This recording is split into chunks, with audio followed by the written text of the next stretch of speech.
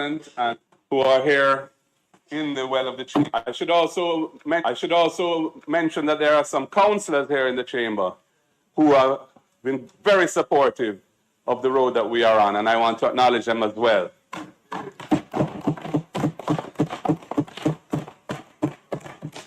The members of my shadow cabinet and their deputies, our junior spokespersons, our policy and vision commission, whose hours of dedicated voluntary service as champions of change have helped to produce the work that I will share with you today. Thank you for being champions of change.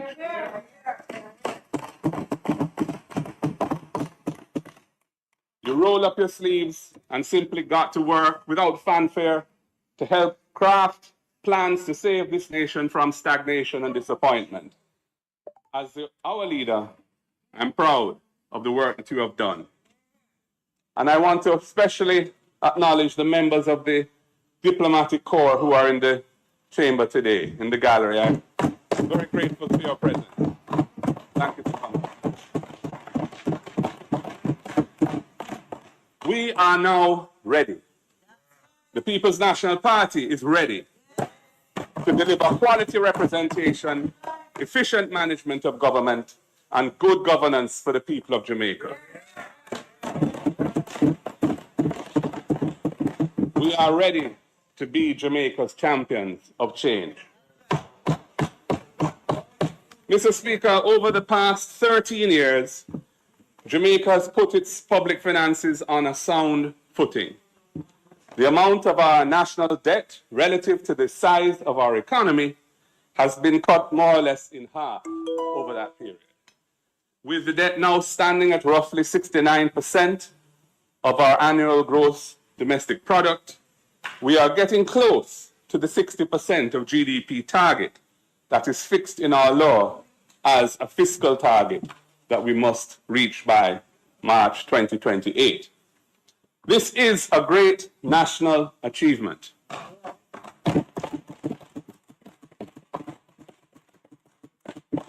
And it is the result of continuity of fiscal policy across successive political administrations. Some may ask how. Good evening, family. How do you do? Yeah, man, after a day off, me know someone going to listen to the poison. Yeah, man, me know someone going to hear the hat to know. So you know what me going to do? Yeah, we going to play a good policy. We need to make this soak in what we hear from Mark Golding. And don't make the poison want to hear today. This call like a busy antidote to the poison. Right? You want to notice the difference? No bunch of name calling and the labor right this, the labor right that, and the PNP this and the P. Such man is such a child. Low budget, low vibration kind of budget presentation, Maggie. Same clownery. Same clownery for the past 9 years. Make we listen, big man. I talk the truth and not tell no lie. This benefited our people. It has meant that money that used to be spent on interest payments can now be spent on other things. It has provided choices as to how to allocate the national budget, choices that were not available before. Nevertheless, the outcome of all the sacrifices made to achieve this triumph in debt reduction has been deeply disappointing. Our national wealth is stagnant, as our economy is hardly growing. In fact, our economy experienced negative growth in 2024 and was in a technical recession at the end of the last 2 quarters in December 2024. Indeed, the credit rating agency, Fitch, in its recent assessment of Jamaica, made the telling point, and I quote, Jamaica's credit ratings remain constrained by deep structural weaknesses, including subdued growth potential owing to a high crime rate, low productivity, and weak demographics, and vulnerability to external shocks, including weather related. Mr. Speaker, macroeconomic indicators do not always tell the full story. Jamaica has statistically low overall unemployment numbers at 3.5%. However, Jamaica still suffers from chronic unemployment, low wages, and unstable incomes. According to the World Bank, 50% of non-agricultural jobs are informal, with no benefits or security. So, despite being employed, many Jamaicans are still struggling and are essentially working poor. They are unable to withstand sickness or other unexpected events. Too many of our people are in this vulnerable position, despite being employed. YouTube Premium.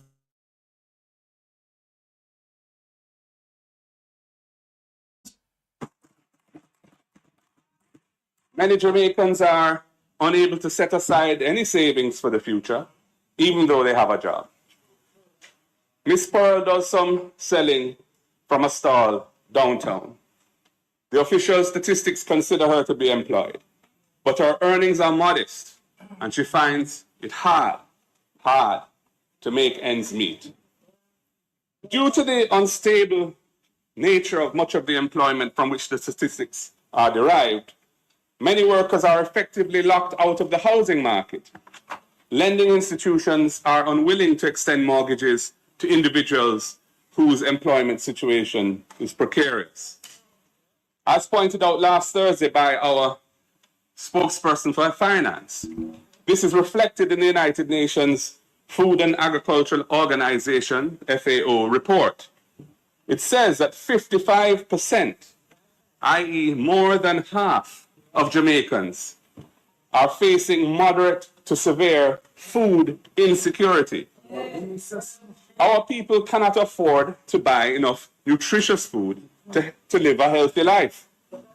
People in Jamaica are skipping meals, forced to buy cheaper, less nutritious food. This state of food insecurity, Mr. Speaker, is reflected in adverse health outcomes. We have an epidemic of diabetes, many call it sugar, hypertension, many call it pressure, and far too many people are getting strokes. Some depend on cash pot winnings to determine whether they can provide a meal for their families on a given day. If employment is increasing, but your economy is not growing, it means that productivity is falling. If employment is increasing, but national wealth is stagnant, it means that jobs are being created, but they are low-paying jobs that cannot sustain a decent quality of life. Mr. Speaker, you cannot use statistics to tell a struggling man that he is not struggling. You cannot use statistics to tell a hungry child that she is not hungry, or an underpaid worker that he or she is doing well in life. People know what the reality of their lives is.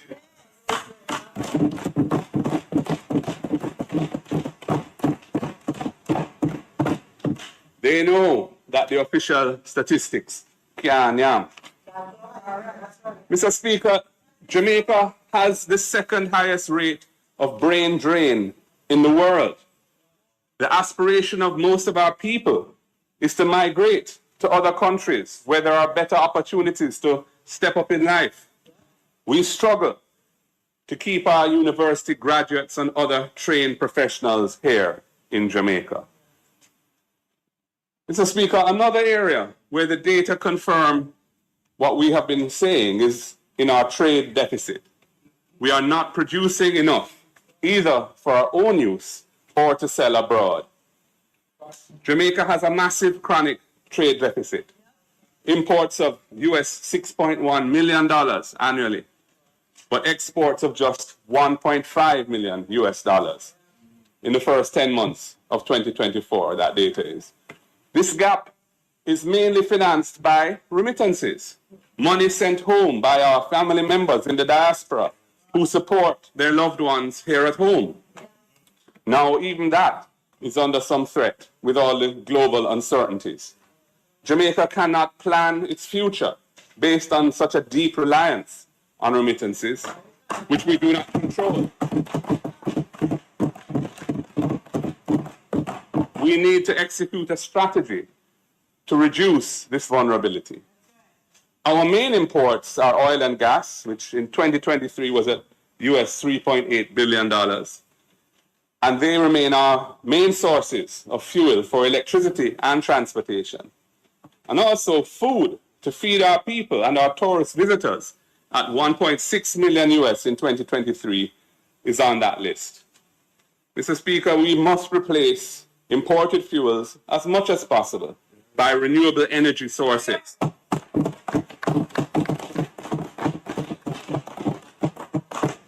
Like solar and hydro and wind that we are blessed with in abundance. Similarly, we must produce food here to rely less on imports from abroad. We need to grow the Jamaican economy so that everyone has the opportunity to earn a good life right here where we live.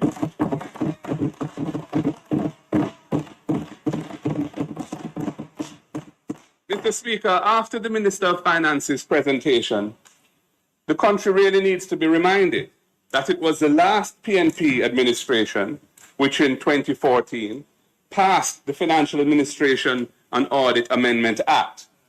It set the targets that now establish 60% of debt to GDP as something that we are required to meet by a prescribed date, and the rules and the formula in the fifth schedule to the Act that the government now uses to determine how much fiscal space they have. I chaired the Legislation Committee of Cabinet, which finalized the details of that Act, working with others, including the present Fiscal Commissioner, who was at that time a technocrat in the Ministry of Finance. It is that transformational legislative achievement that has guided the fiscal policy decisions that have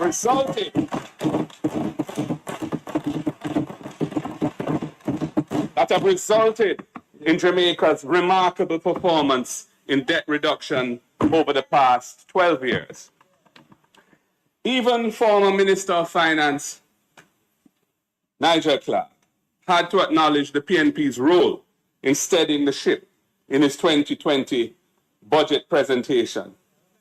He said, moving forward in a direction of national unity, I want to take a moment to recognize the work done by the prior administration, in particular, former Prime Minister Portia Simpson Miller and former Finance Minister Dr. Peter David Phillips in doggedly pursuing the extended fund facility and rallying Jamaicans around it. The historical record is clear. The crucial reforms and economic management that have created the long-term stability in Jamaica's finances began with the last PNP administration under Portia Simpson Miller with Dr. Peter Phillips.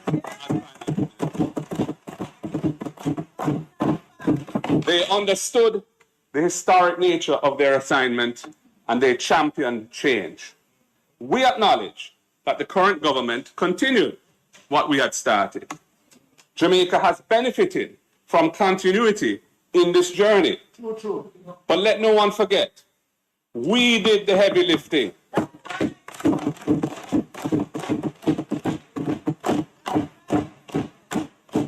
We did the heavy lifting to take Jamaica out of a deep debt crisis. And we set Jamaica on a sustainable fiscal path. And this was after the JLP government of 2007 to 2011 couldn't cross it and left it.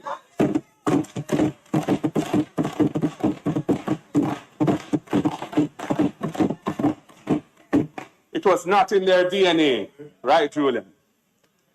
On Thursday, our spokesperson for finance irrefutably established that Jamaica's tremendous achievement in public debt reduction is a PNP baby. We are proud of that achievement and that legacy, and we remain most importantly, we remain fully committed to fiscal discipline.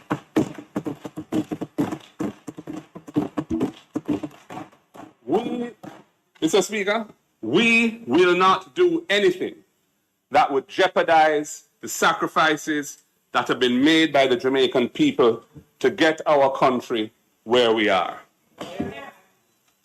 Mr. Speaker, the JLP government loves to refer to running with it. Why was that comment ever made 2 decades ago? The then finance minister was referring to the continuation of the construction of the East-West Highway from Mandela to Maypen, which the Jamaica Labour Party had opposed. So opposed to it were they that they disciplined the mayor of Spanish Town at the time, Dr. Raymond Notice, for attending the opening of that leg of the highway. But in what can only be called a supreme irony, they have extended the same highway to Williamsfield, and that same highway is now being sold on the market to raise money for this coming fiscal year's budget. Oh, what a tangled web. Oh, what a tangled web they weave when they practice to deceive. Mr. Speaker, what about the current situation? The budget for this fiscal year now ending, 2024-25, was funded by over 70 billion of non-tax revenues, which came from the sale of 12 years of future income. That meant that what is to be earned over 12 years from Jamaica's future revenues from the Norman Manley International Airport was sold, and sold so that that money could be spent now. How was the money used? To finance various recurrent expenses, a one-time so-called reverse income tax credit, 1 year of some other tax relief that is going to be an ongoing annual cost to the budget, and some other expenditures. None of these will have a lasting beneficial impact on the future of this country. Mr. Speaker, recurrent expenditures ought properly to be funded from revenues generated in the year in which those expenditures are incurred. Not by selling off future income and leaving the cupboard empty for years to come. Mr. Speaker, not one school, not one hospital, not one water reservoir, no other lasting national asset has been built with those funds. Nothing that will deliver solid benefits to the country throughout those 12 years when the income has been disposed of. And Mr. Speaker, when you add to that the 9 billion expected from the sale of the government's remaining shares in Trans-Jamaican Highway, the highway which we built, it looks, sounds, and smells like running with it to me. And there is more of this planned for this coming fiscal year. The revenue estimates for 2025-26, the coming year, have $139.8 billion of non-tax revenues, including financial distributions of $66.2 billion. I inquired of the Ministry of Finance as to the composition of the $66.2 billion of financial distributions. And I was told that, and I quote, the major sources are the National Housing Trust and the monetization of contractual cash flows. Well, Mr. Speaker, we know that the government is still taking the $11.4 billion out of the National Housing Trust each year. And this is despite the current Prime Minister, when he was opposition leader, committing in 2013 to amend the law and ring-fence the funds for its primary purpose. Do you recall that, Mr. Prime Minister? Let me remind you of your words. In an All Angles interview in 2013, you were asked, is it your belief in principle that the funds of the National Housing Trust should be ring-fenced exclusively for the benefit of NHT contributors? And Mr. Prime Minister, you answered saying it should be ring-fenced to use for the objects and purposes of the legislation. Well, that never happened, and you're still taking it to fund the annual budget of the country. Mr. Speaker, If 11.4 billion of 66.2 billion is being taken from the NHT, then the other 54.8 billion must be from the so-called monetization of cash flows. I inquired further of the Ministry of Finance, and it has been confirmed that another large sale of future income is to take place in the coming year. However, despite my asking, no further details have been provided. Clearly, Mr. Speaker, this will be another run-with-it transaction, selling off future revenues to fund expenditures for this year's budget. In other words, further emptying the cupboard in the coming years with nothing lasting to show for it. This is not sound fiscal management.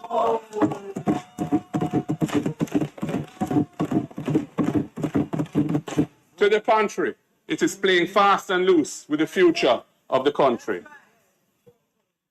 Mr. Speaker, Jamaica's economy needs to grow stronger and faster. When this government came to office 10 years ago, it quickly pronounced 5 in 4, 5% growth that would be achieved by the end of 4 years. 9 years on that. You set up a ministry precisely named for achieving that. And you even had some economic ambassadors. Mr. Speaker, all this has been a colossal failure. Jamaica's annual growth rate from 2016 through 2019 was very sluggish, approximating just 1% per annum. We had the COVID hit, and then we had a short-lived post-recovery bounce after COVID. But the downward trajectory of growth has recommenced from the beginning of 2022. There was negative growth, as I've said, for the entire year of 2024, and we ended the year in a technical recession, there being 2 consecutive quarters of negative growth. And I don't see why people are trying to deny that that is the case. I mean, it's just a technical definition and it's reality. The government blames the negative growth in 2024 on Hurricane Beryl, which caused approximately 2% of GDP in damage to the country, and some subsequent heavy rainfall. But the truth is that that really can't spin, Mr. Speaker, because several of our Caribbean neighbors, who in relative terms were hit even harder by Beryl, have been able to achieve economic growth of over 4% in 2024. The unacceptable situation is that Jamaica has lower growth rates than any other country in the Caribbean except Haiti, and Haiti has a unique set of challenges. So, after 9 years of this government, we have an economy stagnating like molasses, negative growth last year, a technical recession in the second half of the year, high cost of living, low standard of living, more people in low-paying jobs, brain drain like a runaway train, a chronic trade deficit, and the spending of future revenue that will leave the cupboard empty.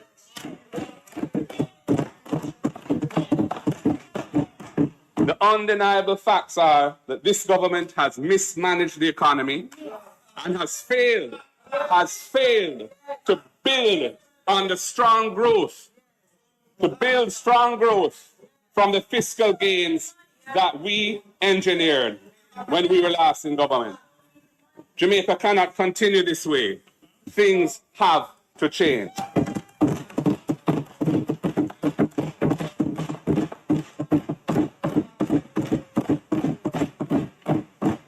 Mr. Speaker, when we speak about change relating to the national development of the country, we know that it's a process. Change requires a vision. I stand on the shoulders of those who led the party that I now lead. They were champions of change, steering this nation to independence in the case of the Right Excellent Norman Washington Manley, and through the choppy waters of national development in the case of Michael Manley and P.J. Patterson and Porter Simpson Miller and Peter David Phillips. Social justice, equality of opportunity, these are the principles that guided their decisions and the processes as they will be mine. United with fresh ideas and solid plans, we are ready to assume the mantle of government to deliver growth, opportunity, and progress for all Jamaicans.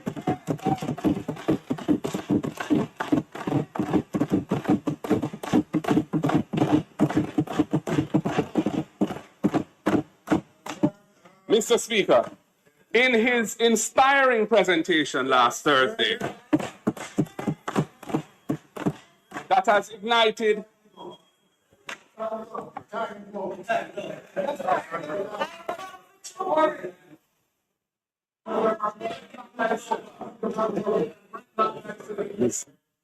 Desired motion is on the floor. Those in favor? Those against? The ayes have it. You may continue.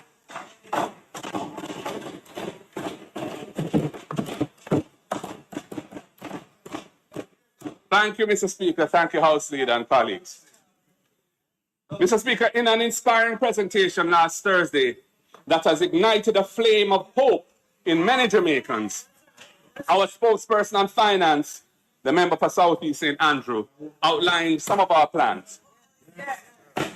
As he aptly put it, we will, and I quote, combine fiscal responsibility with innovative, bold leadership to break free from the cycle of low growth that has limited Jamaica's potential.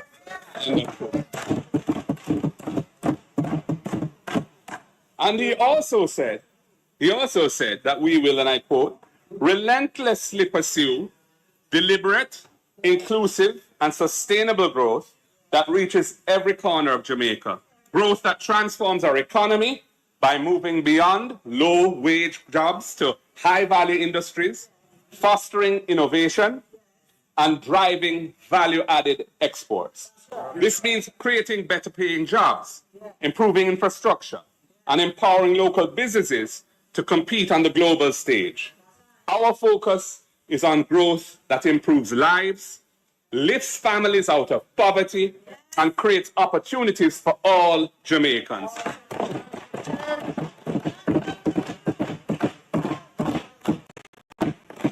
This is how we will build a resilient economy, one that benefits the many, not the few, and addresses the urgent challenges of today while preparing for the opportunities of tomorrow. End of quote. Mr. Speaker, this constitutes the broad strategic objective to be pursued by the next PNP administration. And this is what securing the future of Jamaica demands at this stage of our national development. We took this country from the brink of economic disaster in 2012, and we set it on a firm path to sustainable recovery. We will do it again. We will do it again with the growth and development agenda that it needs. This is the only way that we can lift our people out of the cycle of poverty and underdevelopment. Mr. Speaker, our spokesman on finance last Thursday spoke to our 4 E's strategy. The 4 E's being efficiency, education, energy, and emerging industries to drive inclusive and sustainable growth. As leader of the opposition, who is preparing to assume government, it falls to me. It falls to me to set the tone of our upcoming leadership. There is a spiritual and ethical dimension to this, a 5th E on which our growth agenda is founded, and that is ethics.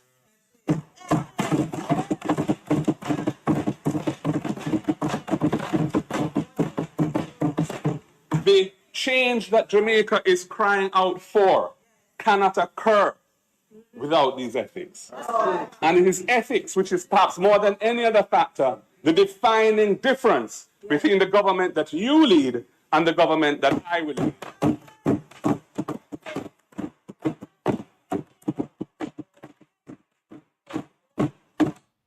Your first appointment.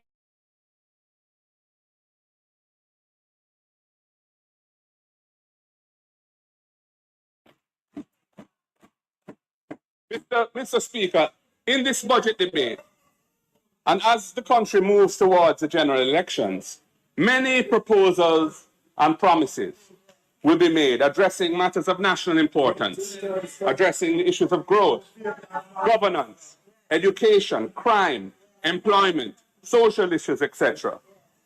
The achievement of our goals depends on human effort and human cooperation, built on our relationship with Almighty God. That-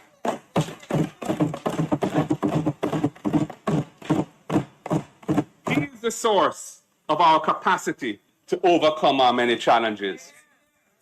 A critical dimension which concerns many people a great deal and which I feel compelled to address is what may be referred to as the moral decay of the social fabric of our country. It is manifested in the lack of respect and care in how we treat each other, the callousness of behavior we see around us every day, and the corruption that has taken over the affairs of the nation. Indeed, it has everything to do with the values which uphold our society and our attitudes to life and to each other in our society. Mr. Speaker, former Prime Minister P.J. Patterson tried with a values and attitudes program, but unfortunately, it was sacrificed on the altar of partisan politics. And I believe former Prime Minister Bruce Golding has acknowledged his regret about that. Time come now for a national effort, for a non-political movement that embraces principles and practices for the spiritual, moral, and ethical upliftment of Jamaica. Moral upliftment. Mr. Speaker, the next PNP government is committed to such a process.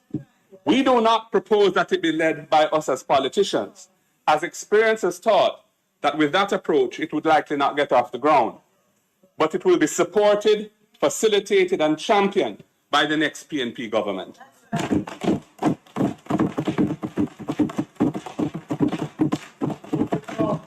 Our vision is that this movement will be led by spiritual and civic leaders who have the reputation, credibility, commitment, and desire to do so. Collectively, Jamaicans must raise the bar as champions of change and restore the social fabric of this country. If we can do that, and I believe we will, it will make it so much easier to overcome all our challenges and achieve our economic and social goals.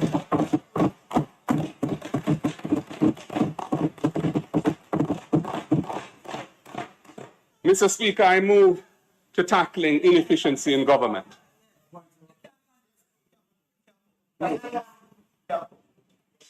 Mr. Speaker, businesses in Jamaica continue to struggle due to structural barriers that limit their ability to grow, innovate, and compete in a global trading environment. Jamaica's bureaucracy continues to labor under procedures and rules, many of which are no longer fit for purpose. This creates delays, frustration, and additional costs to doing business here in Jamaica. The bureaucracy must be reformed to help our economy move forward efficiently, rather than being a drag on productivity and competitiveness. That's right. This is a critical area that needs priority attention. This government has really dropped the ball in that regard.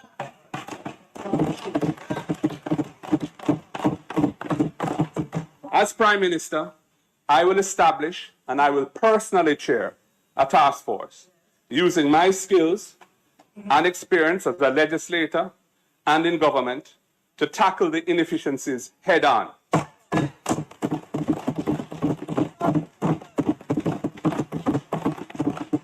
These problems cannot be solved on any permanent basis by a phone call from an influential person to a bureaucrat to beg them to do something. It can't work like that. We will remove or amend the laws and rules that slow down productivity and stand in the way of growth and development. We will get rid of outdated regulations, and we will drive the required changes to make the bureaucracy user-friendly and efficient for citizens and for business. That is my pledge to Jamaica. And anyone who knows me and knows of the career I've had knows that I have the capacity to deliver on that commitment.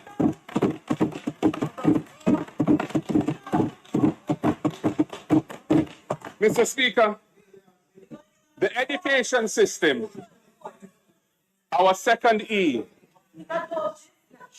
the education system, our second E, is the center of our strategy. And I have said this consistently every year. The system is failing to provide consistent standards of performance across our schools. While there are some institutions of excellence in Jamaica, in which we are all very proud, over 30% of our children entering secondary school from primary school are unable to read and write or to do basic arithmetic. This flows into secondary schools and the performance there, where less than 20% of students leave with the minimum acceptable outcome of 5 subjects, including English and maths. Mr. Speaker, this cannot be allowed to continue. The next PNP government will prioritize raising standards at the early childhood and primary levels by addressing the needs of children from birth onwards. This will mean making investments with the goal that our children entering secondary school are indeed able to read, write, and do basic arithmetic and think critically.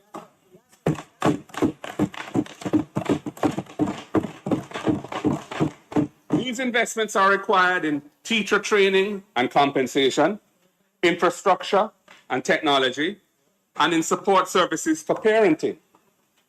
Absenteeism is a big problem. Too many children are missing days from school each week. We will expand and improve the school feeding program to ensure adequate and proper nutrition and encourage school attendance. That is why last Thursday, the Shadow Spokesman for Finance outlined our EASE program, EASE, which stands for Ensuring Adequate Sustenance for Education. We commit to providing a daily lunch meal at primary and secondary school for all children who need it. We commit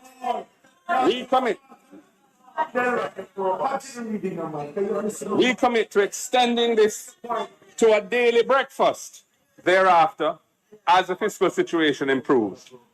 This will help us to ease the financial burden on parents and guardians. We are championing change by cushioning the cost of living crisis for the most vulnerable.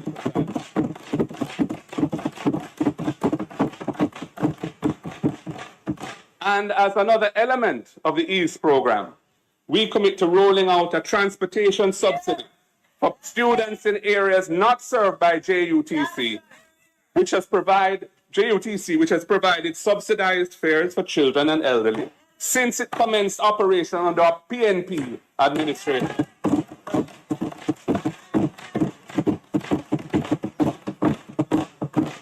Our rural initiative for delivering education, the RIDE program, will assist rural students with their weekly transportation costs.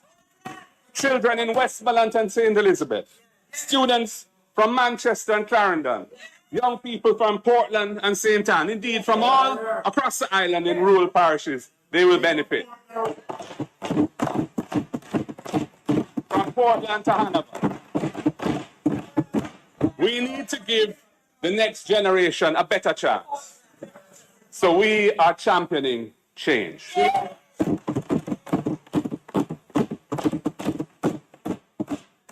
Mr. Speaker, my understanding is that the existing arrangements on the path in relation to transportation target only 7,500 students. Our aim is to expand it significantly over the next 3 years. Our target is to expand it to 50,000 students in that period.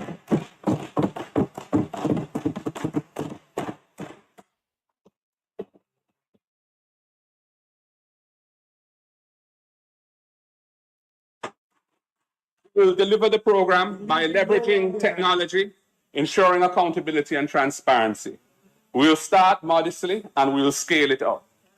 We will partner with the schools, licensed transport operators and service stations to deliver the RIDE program via a cash-free system.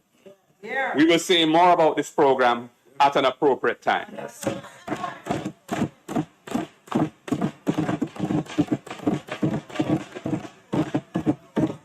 Mr. Speaker, in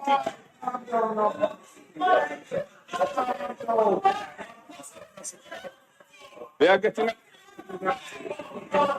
rather excited.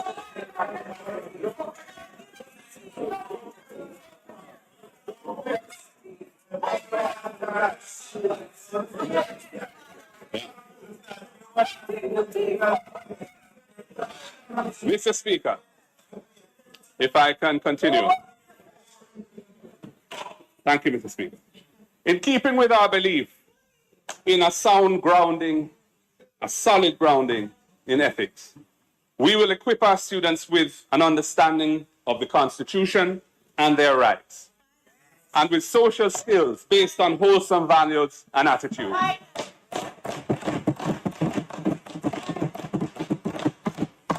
A start has been made, but there is more to be done.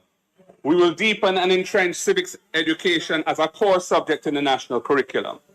We will build the teachings of the Right Excellent Marcus Mosiah Garvey into the school curriculum. We will do so at all levels on an age-appropriate basis to encourage self-belief, personal responsibility, and self-actualization in our nation's youth.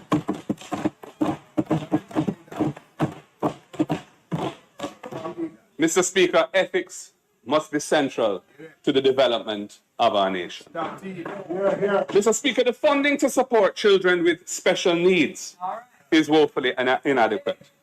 We really see the need to address this matter, and we will provide resources to place emphasis on the diagnosis of learning disabilities and to strengthen shadow support for children who need it, and other measures to support the education of children with special needs and their families.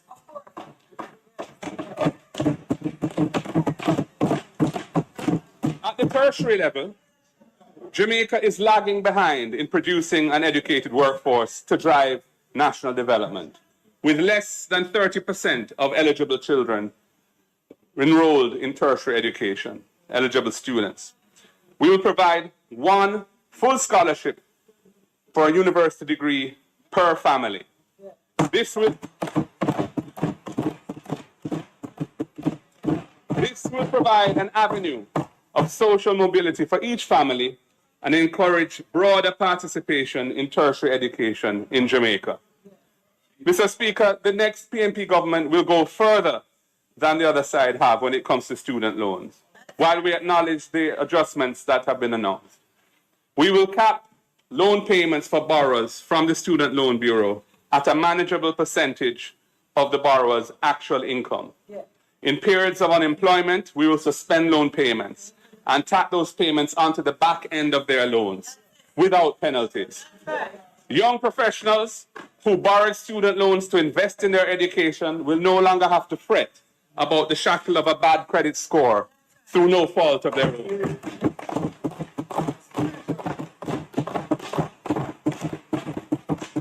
And we acknowledge that a number of our students faced with the drug market that now exists. So we will have a special amnesty program to allow students who are now in default, to bring their loans current without incurring penalties and arrears interest. Mr. Speaker, Jamaica is suffering from high rates of attrition from our teaching profession. Classroom teachers feel underappreciated, and they have been leaving in droves for better pay and working conditions elsewhere. We need to encourage bright and committed Jamaicans to go into teaching and stay in the teaching profession. We need to reverse this trend by encouraging those people who would otherwise want to perhaps go elsewhere. We will ensure that teachers receive student debt reductions and motor vehicle concessions at levels that increase with their years of service in the teaching profession.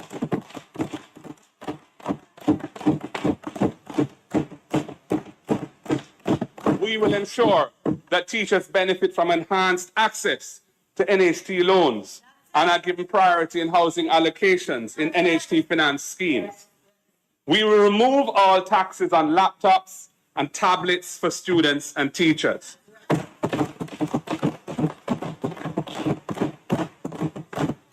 And we will negotiate package deals to provide teachers with free internet service as a tool of their trade. That's right.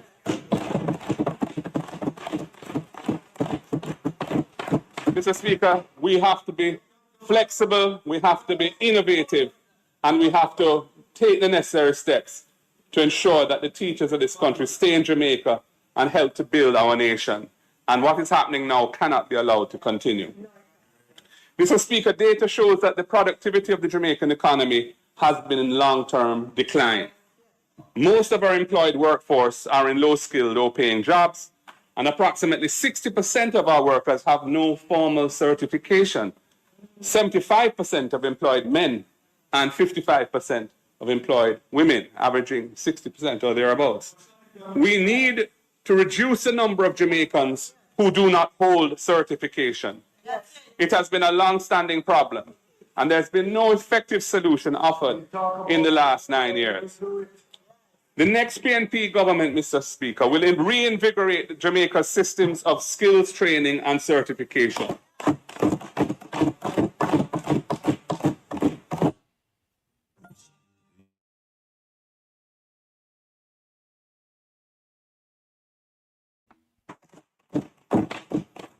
That will help our national productivity to increase dramatically so that we can attract investment in high value-added industries that provide well-paying jobs for our people globally.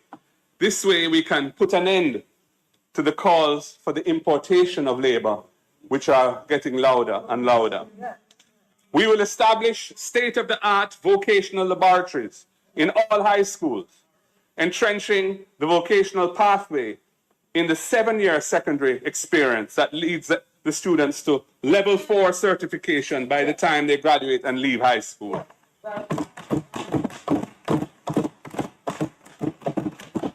We will revitalize and repurpose HEART so that it provides the training opportunities needed to build a fit-for-purpose workforce that is geared to meet the evolving needs of the 21st century economy. And Mr. Speaker, we also recognize the benefits of training in the private sector. The private sector training typically is more geared towards the actual knowledge and skills which businesses need to compete and expand. There's tremendous value in that. The competitiveness of our economy will therefore benefit from a significant expansion of the investment in training at the firm level. We will use HEART's resources to incentivize businesses to invest in training.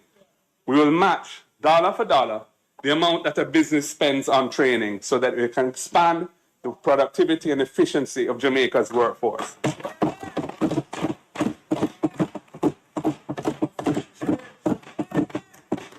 Mr. Speaker, I move to the critical issue of energy. Our policies for energy, which is our third E, are critical for building a more efficient, competitive, and resilient economic base for our country. Energy impacts every other sector in the economy. Weak policy execution for energy means a weak economy overall.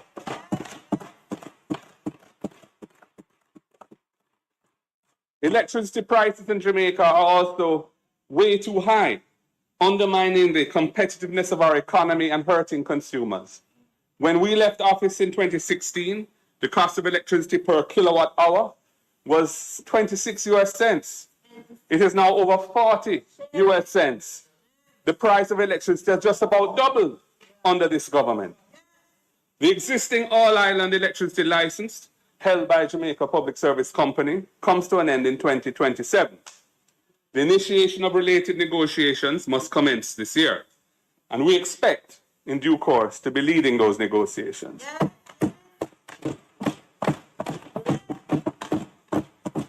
It is a process that must be pursued with great diligence, expertise, and vision to ensure a more responsive and forward-looking approach to consumers' needs and business needs, greater climate resilience for the country's transmission and distribution system must also be a part of the mix. Mr. Speaker, this government has failed to issue regular requests for proposals, RFPs, for additional renewable energy over their 8 years. In fact, there's only been one in the last 9 years. We will prioritize achieving the renewable energy target of 33% by 2030. We intend to issue utility-scale RFPs every 2 to 3 years to achieve our renewable energy target. And Mr. Speaker, there's an important social dimension to the high cost of energy. Theft is a major problem for the economic viability of the electricity system and exposes many families to legal and fire risks. For some time now, including in my budget presentation a year ago, I called for the government to get behind a massive drive to assist informal consumers of electricity to get regularized and become lawful customers of JPS. In 2014, when we were in office, we did a pilot in several communities, and I urged the government to re-examine the outcomes of that pilot so that as many people as possible can become lawful customers on the grid.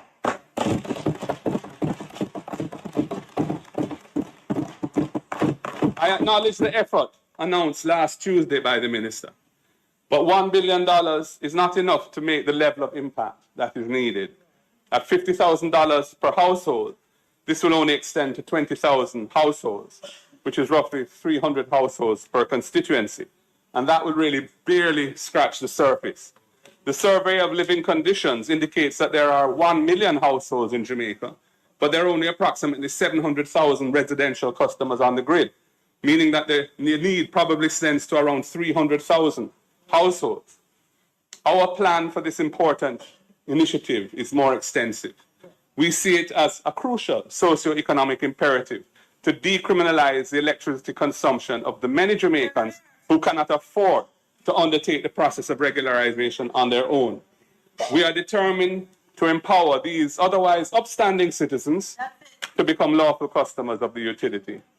It will reduce the risk of electrical fires, which are prevalent in many communities. It will provide a recognized proof of address to open bank accounts and for other processes of inclusion in society. And it will reduce the losses that push up the price of electricity for Jamaica's other customer base. We will invest in an electricity empowerment program.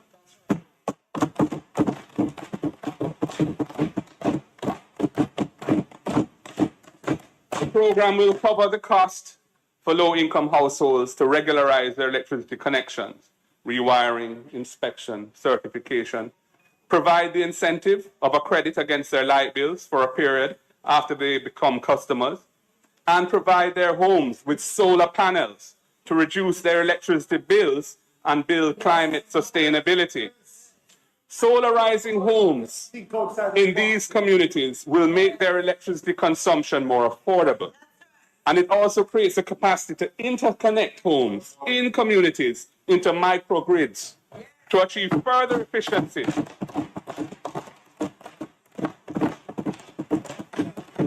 and further savings for residents, as has been done successfully in other countries such as Bangladesh. Mr. Speaker, reducing prices, increasing access with dignity, and improving efficiencies, that's the way that we will champion positive change.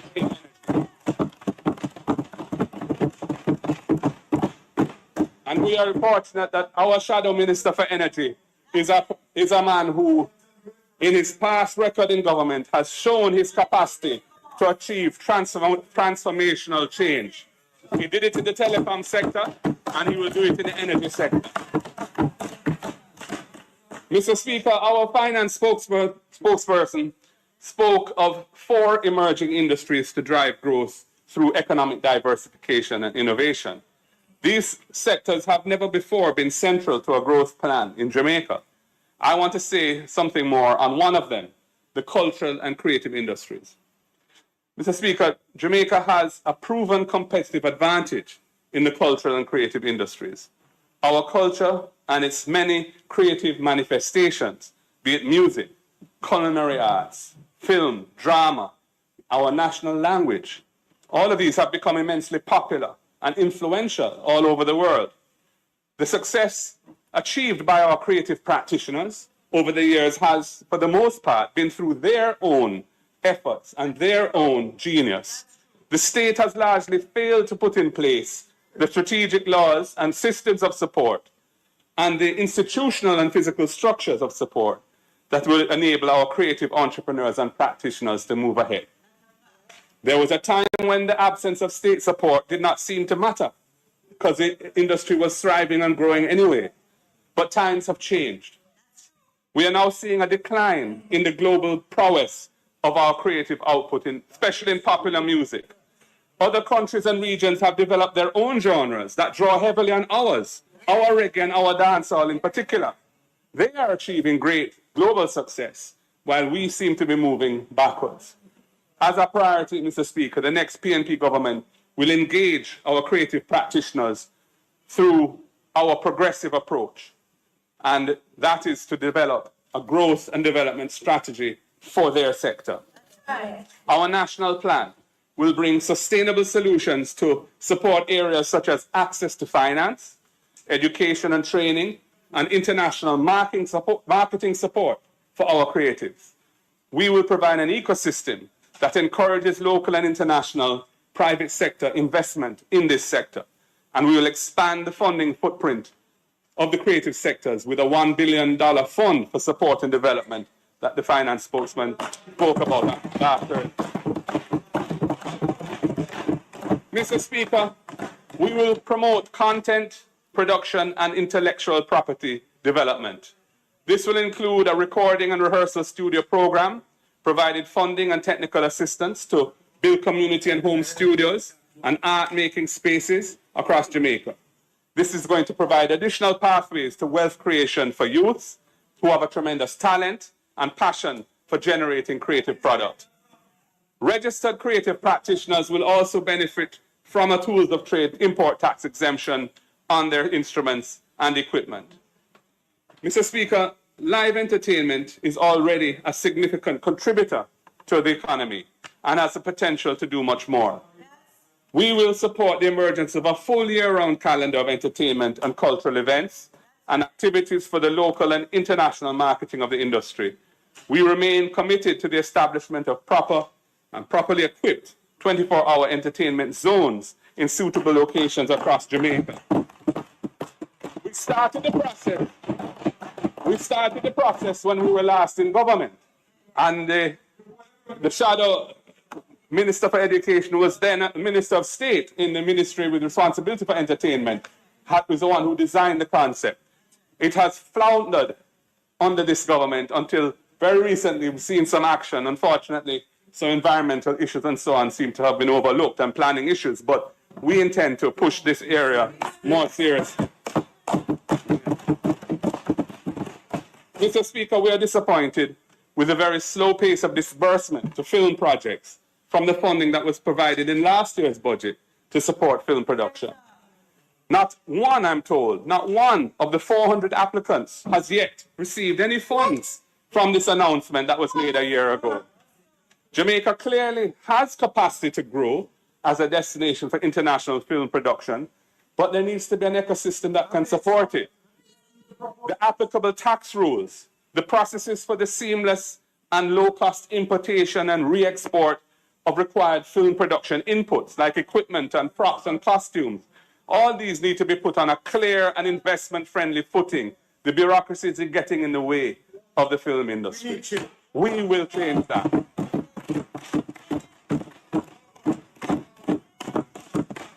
Mr. Speaker, last year I committed to conferring the Order of National Hero on the Honorable Robert Nesta Bob Marley.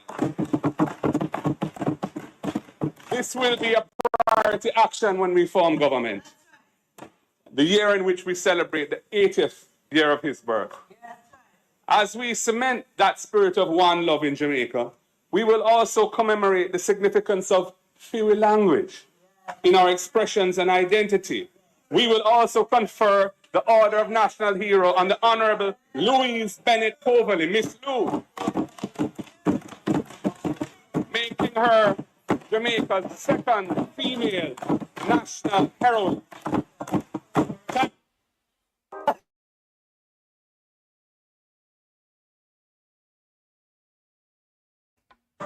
Come for Bob Marley.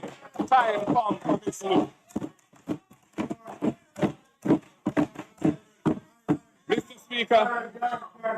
Mr. Speaker, the difficulty many Jamaicans are experiencing financially is matched by deficiencies in 5 sectors driven by public service delivery: citizen security and social transformation, land and housing, the maintenance of roads, agriculture and food security, and healthcare. Among the many gaps in our current policies, there is a deep sense of insecurity faced by Jamaicans affected by these deficiencies in policy. Our policies focus on filling those policy gaps. Mr. Speaker, after 8 years of escalating violence under the JLP administration, in 2024, the number of murders, for the first time under this JLP administration, returned to the lower range that had obtained in the previous PNP administration, and we're very glad for that.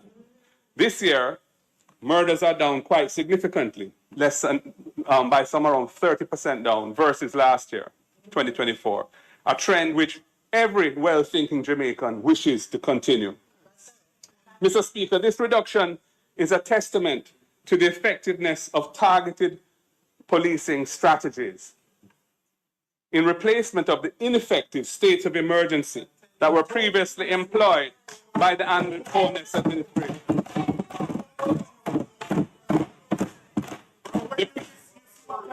The People's National Party has long advocated for data-driven, focused action to combat crime. That's right. Our stance has been validated by the recent successes from the security forces' adoption of these strategies. This progress, though overdue, offers hope for a safer Jamaica. Mr. Speaker, the PNP's principal stance against what we believe on legal advice to have been the serial and routine use of unconstitutional and ineffective states of emergency has been vindicated by the decline in murder. Since we stopped supporting the 90-day extensions, our resolution on this matter, our resolve, together with the various court challenges by us and others, have curtailed the use of SOEs that had been widespread from 2017 through 2023. The few declarations of states of emergency in 2024 and 2025 have been short-lived and merely performative. Mr. Speaker, this constitutes a time when an opposition, through its lack of support for the SOE extensions in Parliament and its challenge in court, has changed policy to ensure a more effective, just, and better outcome for the people.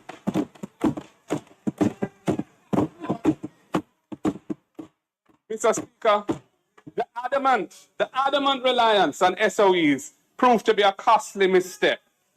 Aimed at projecting toughness, the SOEs failed to dismantle criminal networks and address the root causes of violence. Instead, they eroded community trust and diverted critical resources. In contrast, our advocacy for selective targeting of violent criminals has shown measurable success, without the economic damage or the stigmatization caused by locking down entire communities. So,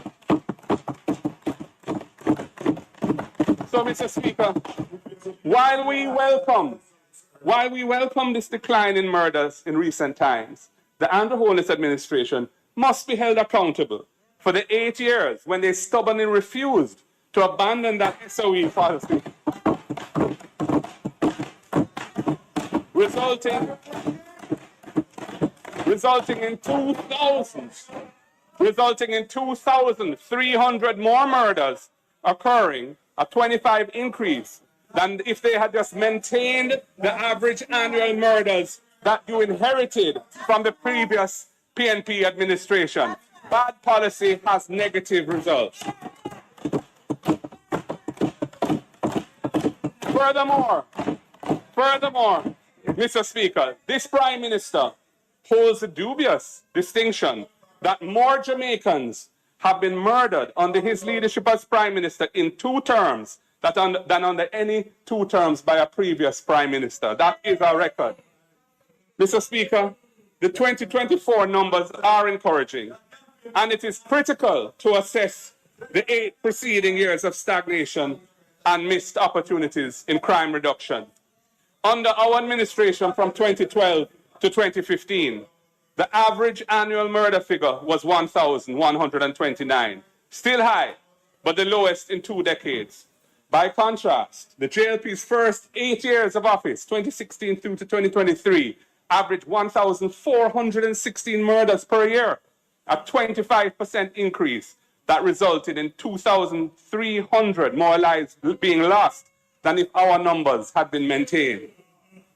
Nevertheless, Mr. Speaker, even with the recent improvements, Jamaica's homicide rate remains alarmingly high. And this, compounded with the increase in mass shootings, is real cause for concern. Furthermore, Mr. Speaker, financial crimes that are estimated to fleece victims of over $1 billion a year remain untracked by the JCF in their weekly serious and violent crimes report. These crimes often fund organized violence and need to be addressed through comprehensive tracking and enforcement. Our policy is to build on the recent trends in the direction we left it and to make the improvements sustainable. To do so,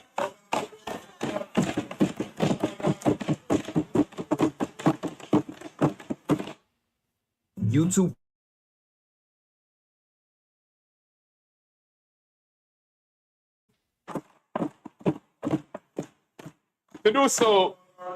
we cannot only rely on hard policing. A balanced approach is needed to tackle the root causes of crime. Mr. Speaker, the adoption of a public health approach to violence prevention, as seen in the private sector's Project STAR, aligns with the PNP's earlier initiative, which we call Unite for Change. This model treats violence similarly to a contagious disease and addresses root causes such as poverty, poor socialization, unemployment, and inadequate education. Jamaica has an opportunity to re-embrace this model and lead by example. To solidify the recent gains, Mr. Speaker, we must adopt a comprehensive, holistic approach to crime reduction.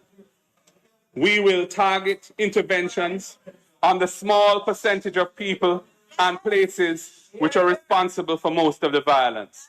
This includes enacting legislation along the lines that we proposed in 2023 for a court-supervised process of pre-charge detention of serious criminals on whom there is credible intelligence.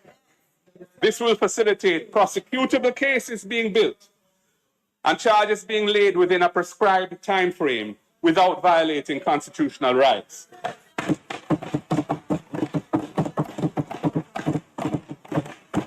Mr. Speaker, we will support law enforcement by extending the Jamaica Eye system of cameras to serve strategic areas that are not presently covered and support it with adequate maintenance arrangements.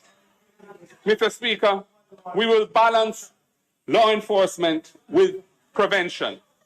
Law enforcement must focus on violent offenders, but community programs are needed to address underlying causes of violent crime, like poverty and trauma and social exclusion and lack of opportunities. This dual strategy reduces harm and fosters trust between communities and police. And Mr. Speaker, I want to take this opportunity to big up and thank the brave members of the Jamaica Constabulary Force who put their lives on the line for all of us every day. They too need the benefit of a proper balance of policies that can bring down crime even further and achieve sustainable benefits for our people. Mr. Speaker, we will invest in individuals who are at risk, especially our youths, through a strategy of social transformation. This will help individuals manage anger, impulse behaviors, and conflicts. It will support programs that interrupt cycles of violence, like the Peace Management Initiative, and address the root causes of violent behavior to mitigate or reduce the likelihood of future offenses. It will also provide training for employment and entrepreneurial opportunities, financial literacy, conflict resolution, and overall civility. We have to get into the lives of those who are at risk of going down the wrong pathway and take them off of the wrong pathway and put them on the pathway to productive citizenship. And Mr. Speaker, we will rely on data and evidence, using rigorous data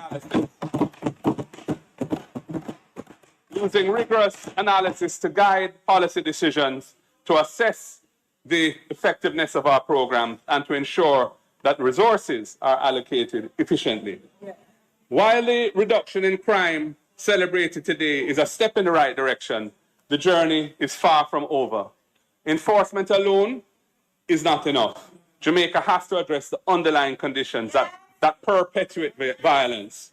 By building peace, law, and order from the ground up, the nation can pave the way for a brighter and safer future.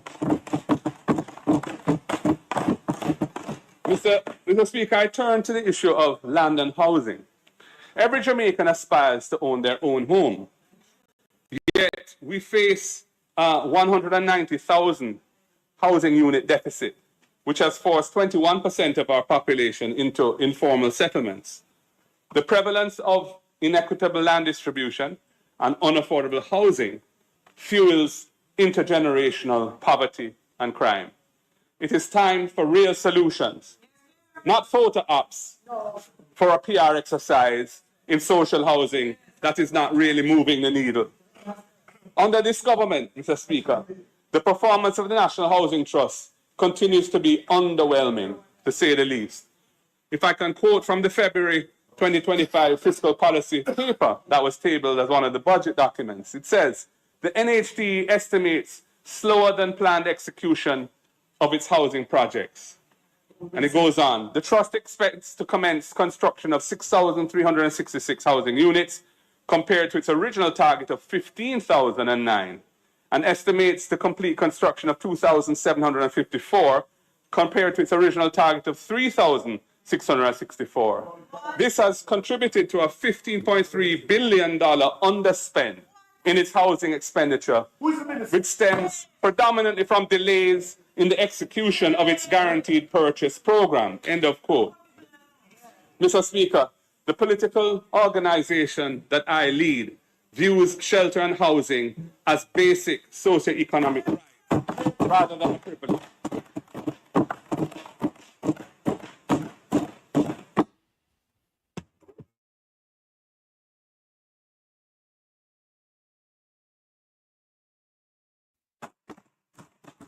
We have a proud legacy where housing is concerned. We do not bulldoze the homes of vulnerable families like what took place at Clifton near Bernard Lodge. We do not evict long-standing occupiers of land with well-established homes built on them, as was attempted at Mount Pleasant near Luidas Vale. We would not take NHT funds to build houses costing between $29 and $38 million when there's such a dire shortage of affordable housing for young professionals and public sector workers.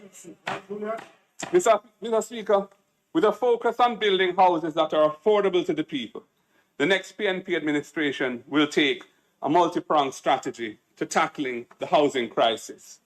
Our first strategy is a set of measures relating to the National Housing Trust.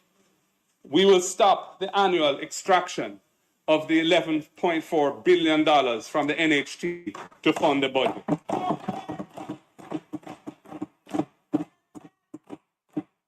Mr. Speaker, when this was originally conceived, it was written into the law as a 4-year fiscal measure in the hardest of times during a tough IMF program when our debt was spiraling out of control. It was never our intention that it would go beyond 2017. This government criticized it very trenchantly when they were in opposition. They even supported a lawsuit, which was ultimately unsuccessful, to challenge it. But then they turned around when they got into government and they have extended it for an additional 8 years since 2017, including once again in this budget for 2025-26. Mr. Speaker, we will end this annual extraction of resources from the NHT.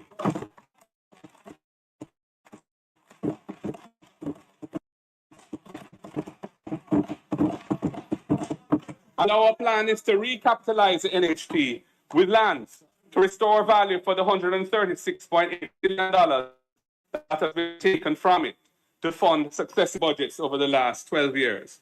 We will also repurpose the NHT to have its focus on its core mandate of providing affordable houses to contributors. Using this recapitalization mechanism, we will exclude the cost of land from the price of houses built by the NHT over the next 5 years, passing through a reduction of between $2.5 and $3 million to contributors purchasing those homes. That is social and economic justice for the contributors whose institution has been depleted of resources to ease the final burden on the country. Teachers, nurses, police officers, and other public servants, young professionals, persons with disabilities, and indeed an individual contributing to the NHT will be able to afford their own home.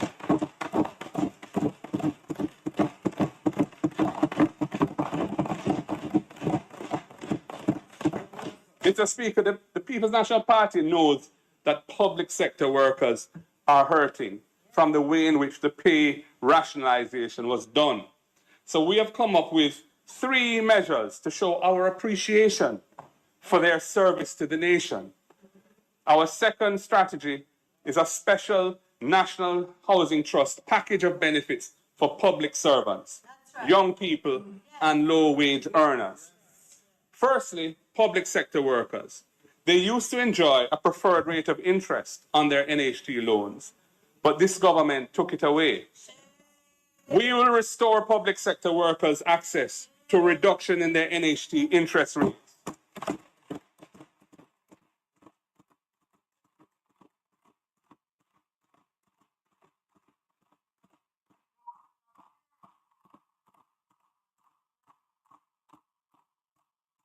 Police, nurses, teachers, doctors, firefighters, indeed all public servants who are NHT borrowers will get back this benefit.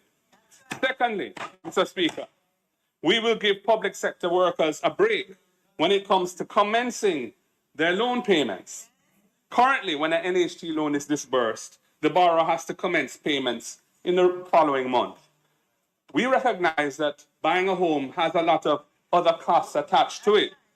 We will therefore allow a public sector worker a 3-month moratorium period after disbursement of the loan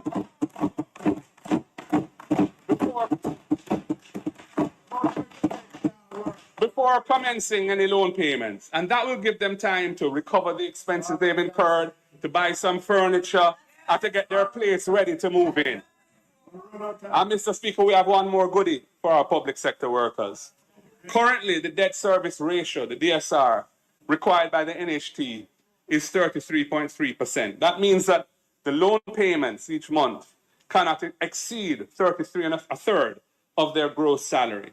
We are extending a preferred 40% debt service ratio to public sector workers for their NHT loans to allow them room to borrow a larger loan from the NHT to buy their home.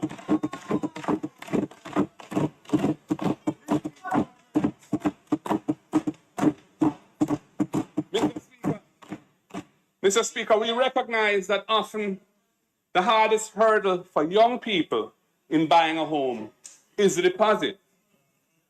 Well, young people, we have you in mind. The next PNP government will establish a special Young Owners Deposit Fund of $1 billion within the NHT.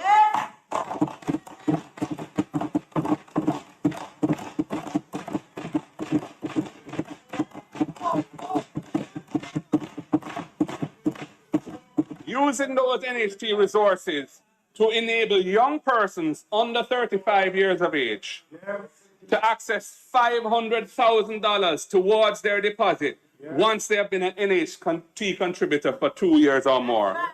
Labor rights in our year, labor rights. Labor rights in our year. They will be able to apply to the NHT and get their $500,000 deposit grant. Time come for young Jamaicans to own a home.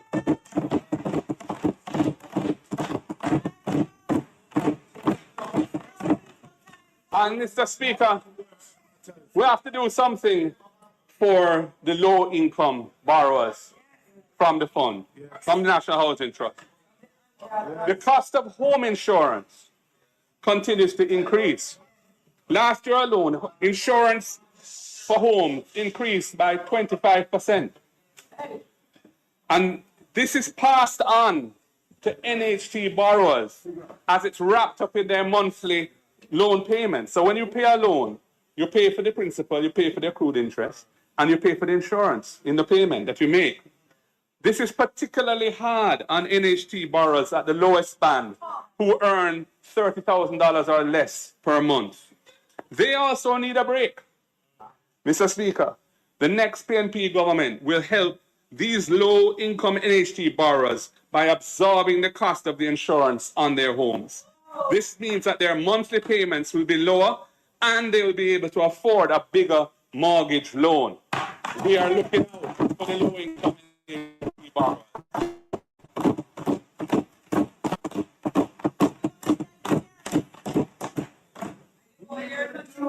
Mr. Speaker, many people earn their living in the informal sector in Jamaica, and they are not able to produce a payslip to establish their income. Many other people have formal employment, but they end up paying rent because they cannot afford to save for the deposit to pay down on a house. We will roll out the NHT rent-to-own plan to address these two situations.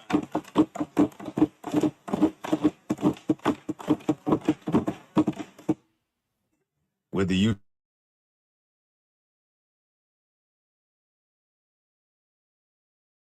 Mr. Speaker, a person earning in the informal economy who can't produce a payslip, but who wants to buy an NHT house, will be able to go into possession as a tenant, paying a monthly rent equivalent to a mortgage loan payment. And by establishing their ability to pay over a relatively short period of time, they will then be deemed eligible to access the mortgage loan from the NHT to buy the house. Wow. Having established proof of payment, they don't need to produce a payslip. Wow.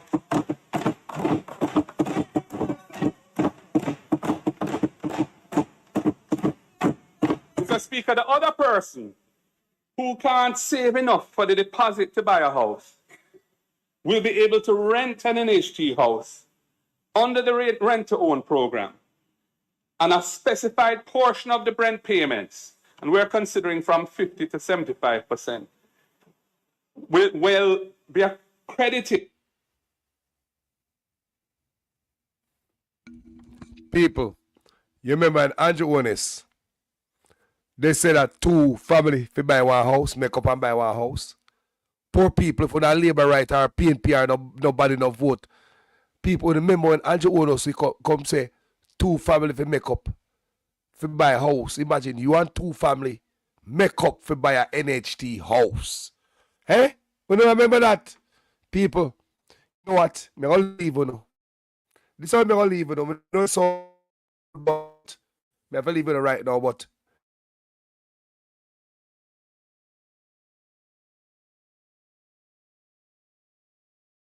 think about. So no house there. Rent to own. You think such man a create nothing like that easy for owner? You think such man would have ever thought about creating something with a hand cart, man? The fish lady, the sky juice man, the selector, the lady that sell the soup on the corner, the barber, the nail tech, the hair tech. Eh? You think such man can create something where Uno can get a house over the head and kick it down the road and talk about say two family if make up and buy one house. Eh? People, me talk to you guys later. My name is Jamaican Carlos. I'm out.